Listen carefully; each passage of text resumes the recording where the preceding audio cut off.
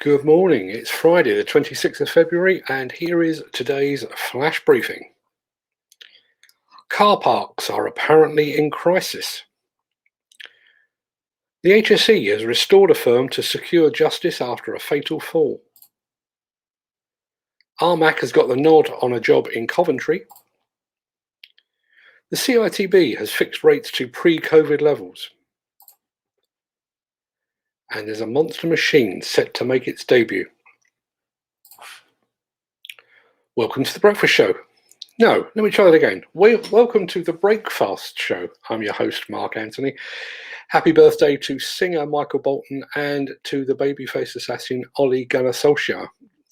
They both tune in regularly for their daily fix of demolition, so happy birthday, guys. It's my birthday too, but that will not stop me bringing you a closer look at those headline stories. So let's take a closer look. As many of you will be aware, we hosted a full-length seminar yesterday on the subject of car park demolition.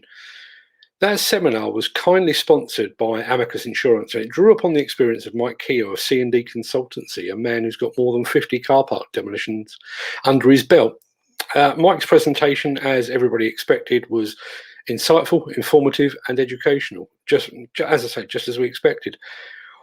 What nobody expected, however, was the stark warning he issued over the parlous state of some of the UK's multi-storey car parks.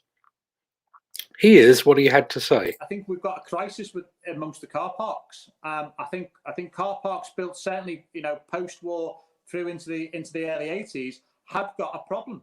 A car park that could hold 500,000 up to 3,000 cars, the structure is pretty poor. Now, assuming that government and local authorities are aware of the impending danger presented by crumbling car parks, this could, I guess, mean an uptick in demolition demand. But the greater concern, obviously, is that of public safety. Based on Keogh's stark warning, I'm going to be parking on the street in the future. That's assuming I ever leave my house again. You can find a full video, all at 1 hour and 32 minutes of it, over on demolitionnews.com right now. It is worth a look if you're in the business of demolition and if you're ever likely to encounter a car park demolition. Now, as this week marked the 5th anniversary of the as-yet unresolved Didcot disaster investigation, I've been very critical of the Health and Safety Executive recently, but credit where credit is due. The Construction Inquirer is reporting this morning that the HSE has ordered the restoration of a roofing contractor to the Companies House Register ahead of a court hearing which saw the firm fined £160,000 following a fatal fall.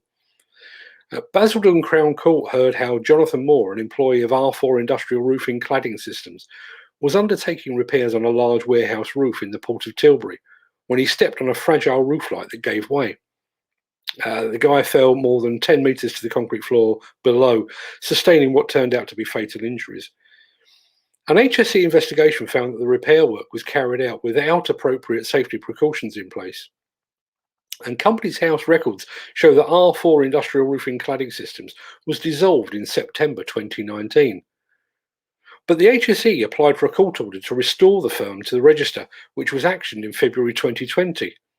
Now, I've only just read this, so I haven't had a chance to look at just how the legalities of all this works.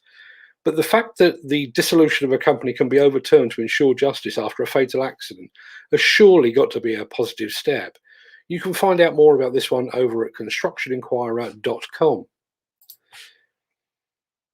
Word also reached us this morning that our friends at Armac have just been given the green light on a demolition of the former Elliott's car accessories facility in Coventry, not a million miles away from the Armac head office. We don't have any details as yet on the value of the demolition, but what I can tell you is that this will pave the way for a £19 million mixed-use development on the site. That comprises more than 160 dwellings together with retail space. So congratulations to the team at Armac on this local and significant contract win. And thanks to Neil Edwards and the team over at the Builders Conference for giving us the heads up on this one. And I'll be back to the subject of the Builders Conference very, very shortly. Till then, just this. If you enjoyed this show, please consider supporting us. Go to buymeacoffee.com/demolition news.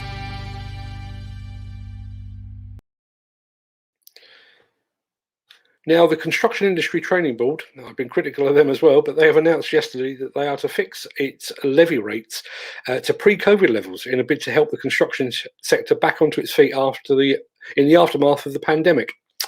Sarah Beale, Chief Executive of the CITB, said, with the impact of COVID-19 last year, we spoke to employers and listened to their view that we should be focusing on supporting them through the pandemic. As such, we postponed the consensus and immediately suspended the levy. This year, employers will be assessed at a reduced rate while we continue to maximise support to employees and impact of the levy. Now, it was a long day yesterday. We brought you the daily news first thing in the morning. I was co-moderating a construction and demolition room over on the Clubhouse app at noon. And then I was pressing the buttons behind the scenes at our car park demolition training session. So when I flopped down onto the sofa last night, I just wanted to browse Instagram for a while. What I didn't expect was to see this.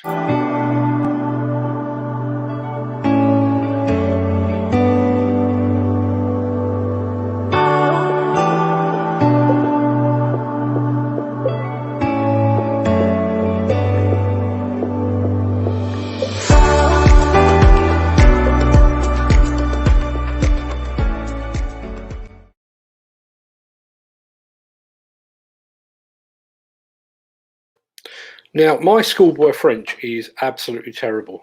Like comedian Eddie Izzard, all I can recall really is Le singe est dans l'arbre, which I'm fairly sure means the monkey is up the tree. That's a precious little use in this instance. But while I don't speak French, I'm fairly fluent in excavator. And it appears that Kokurik is in the advanced stages of producing a 76-metre high-reach demolition excavator for French contractor Avenir Deconstruction. The machine apparently is based on a Liebherr R9150, which weighs in at 130 tons in standard backhoe configuration, although quite what it will weigh once it's got a 76-metre boom and lots of new counterweight on it. Frankly, that's anyone's guess. Talking to one of the guys, not from Kokurik, so this isn't confirmed, but talking to somebody on Instagram last night, they also claimed that the machine will carry a 6-ton attachment. I'll be very, very surprised if it takes 6 tons to 76 meters. But hey, the guys at Kokurik can do some pretty exciting stuff. So be interesting to see that one as it transpires. That pretty much sums it up for the real show. But before I go, a few bits and pieces.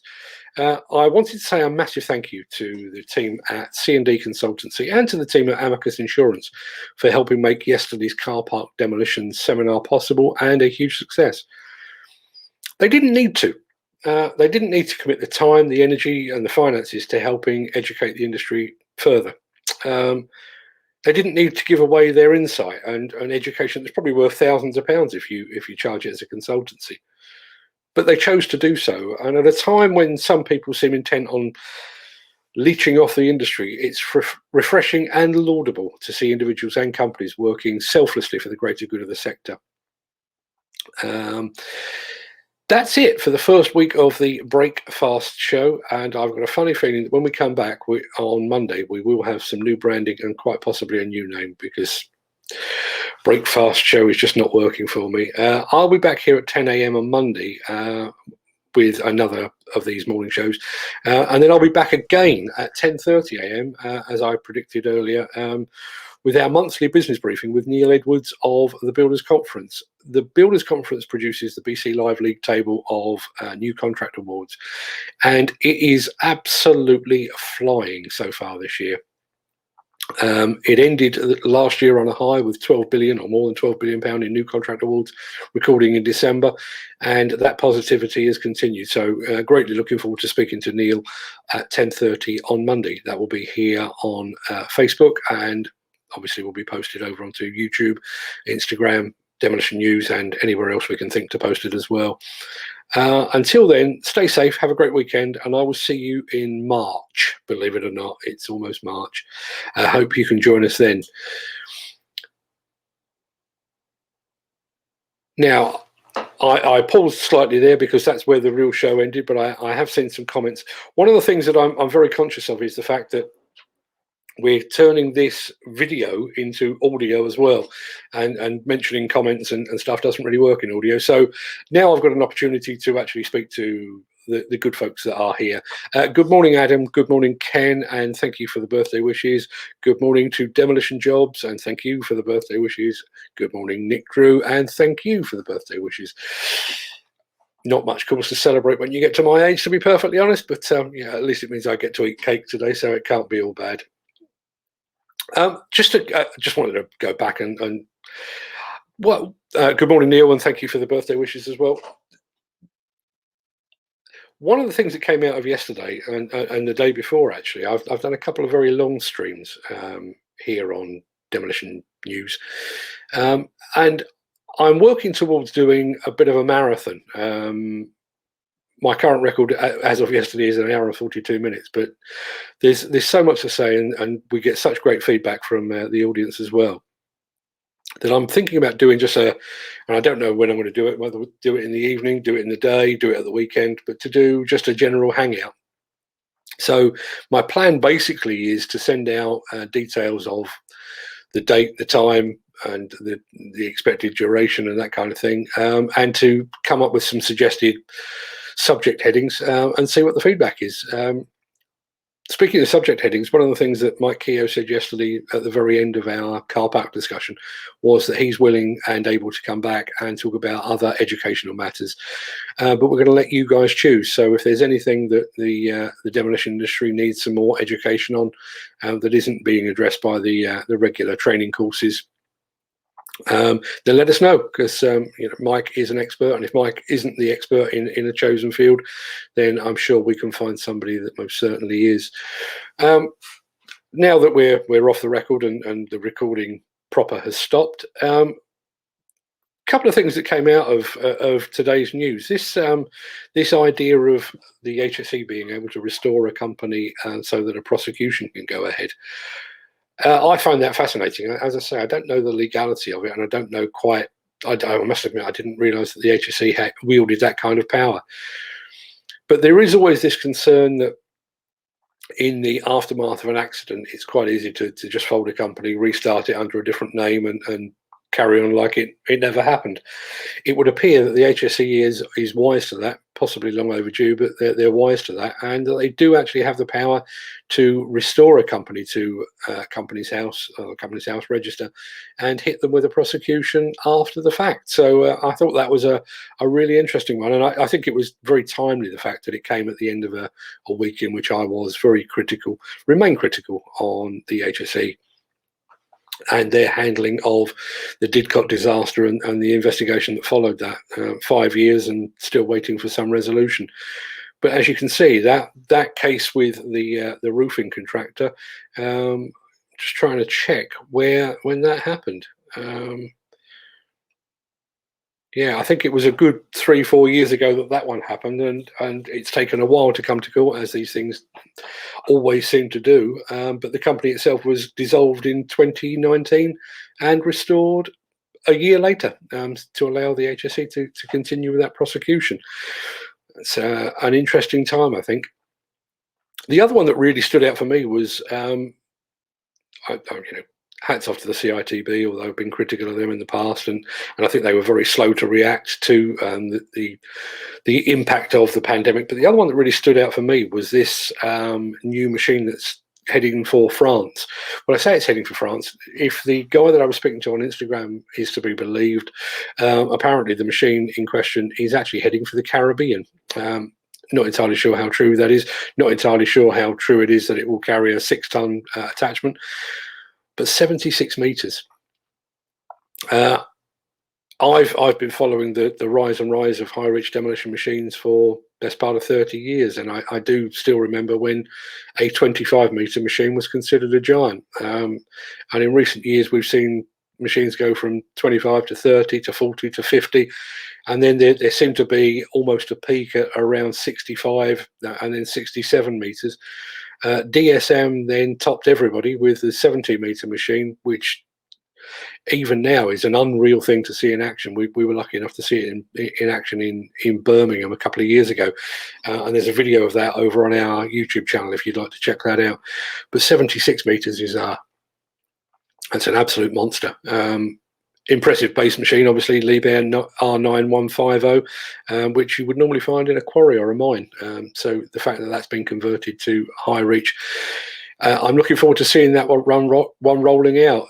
Again, you know, my schoolboy French isn't all that it could be, but it would appear that the delivery or the shipping of that machine is imminent. So I should be getting a call into Kukurik at some point this morning to see what the likelihood is of seeing that, even if we just see it on the low loader as it goes out of their factory at Ipswich. I think that just about does it for today. We will be turning this into an audio without all of this pap at the end. If you have got any subjects that you would like us to cover in educational seminars or just have a chat about, please let us know. I think that just about wraps it up. I do appreciate you all being here, as I always do. Stay safe, look after yourselves, look after each other and your family and your friends. I'll be back here on the 1st of March. 1st of March. The year is always getting away from us. Have a great weekend, everybody. I'm off to try and convince my wife to allow me to eat cake this time in the morning. One of the ironies is the fact that we put a thumbnail on these videos to warn people that they're coming, and also to post them onto YouTube. And it features a photograph that I took a few years ago of a full English breakfast with a hard hat in the background. Given the fact that about the same time I took that photograph, I was diagnosed with type 2 diabetes. I don't actually eat that stuff anymore. I don't eat cake very often either. So today is going to be a very big treat for me. Thanks, Neil. I'll leave people to decipher that one. Yeah, I'm off to eat my body weight in cake and anything else I can find around the house. Thanks for joining us, guys. I'll see you again on Monday. And let's hope for some more positive news as we've had today. All the very best. Have a great weekend.